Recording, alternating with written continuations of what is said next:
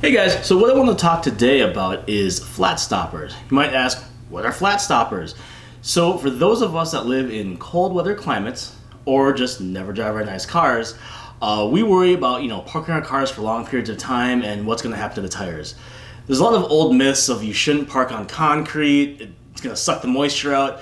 Those are mostly unfounded at this point these days. You're going to have some old school muscle car guys who are going to swear by it, but they're old, not really a huge concern these days. But what is kind of a concern is flat spots on the tires. So what happens is, when the car sits for a while, the tires lose pressure, and then the car starts to sink down and sit on the concrete or whatever it's parked on. On a normal tire, your 45, 55, 65, whatever series tires, it's not that big a deal. After a few miles, it's going to be back to normal after clunkety clunkety clunk. So on the smaller, low profile tires though, it does become somewhat of an issue. So the tires on my Z06 are 335 25/20s. So the sidewalls are like that. Those things don't have a whole lot of flex in them. So when this thing squishes down, it's not going to just bounce right back. So one thing I want to prevent when just storing my car over the winter is I want to prevent flat spots on the tires. So what I did is I bought these flat stoppers. So this is what it is. It's just a piece of, I'm assuming like kind of some sort of polymer, something like that. And you just pull your car up, park it right here on the indented part, and it's supposed to distribute the weight of the car evenly over the whole tire so that there's not just one section where it just squishes down.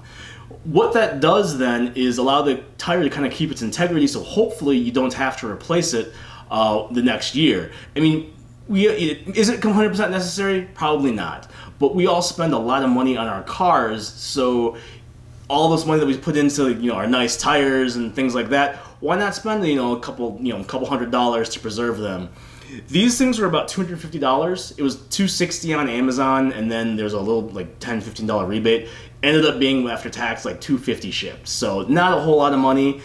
It does come in other increments. 10, 12, 14, and then 16. I went with the largest one because I figured that gave me room to grow. And hey, Lamborghini, I would want the 16-inch ones.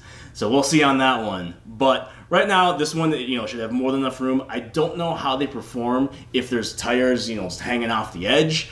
So I figured at this point, if I'm spending that kind of money, might as well get one that's large enough to have the whole tire on it and just call it a day. So I actually had never heard of these before. I didn't even know they were a thing. And then I had a friend who has a lot of cars who never drives. Don't want to throw him under the bus, but JP, he never drives his cars. He's got a fairly new Viper ACR that I think has probably 150 miles on it. I think most of those miles were probably just sending videos to me saying that, hey, look, I'm driving. So he was the one who recommended them to me. He keeps most of his cars in the storage. At this point, I think if there was an apocalypse, he could just power his house for a year on his car batteries. So that's how many cars he has, and that's how long they just sort of sit there on tenders. Anyways, though, back on topic. I got these because I would rather not replace the Cup 2 tires on the Vet if I don't have to. They're not cheap. I mean, money's not a huge concern, but at the same time, why spend $2,000 if you don't need to? So what I'm going to do now is I'm going to go out there to my garage and I'm going to pull the Corvette out and then put these down, pull them on, see how it feels, see how it looks, see if it feels stable or not, and we will go from there. But I appreciate it. Give me one moment. I'm going to go out there. So here we are out with the Corvette. You might notice I changed my shirt, and the reason for that is because I went out last night to start the car, and that's when I realized it was dead. So I had to attach the charger up to it, so hopefully it is all charged up now.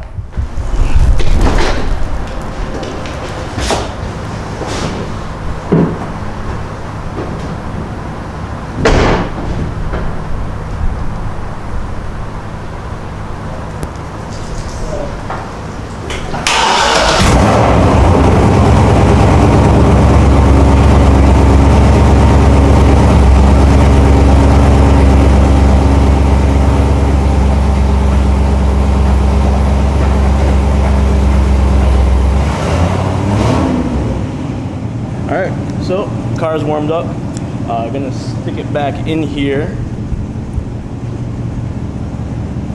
Not sure how well you can hear me, but I'm gonna pull it forward and get it on there.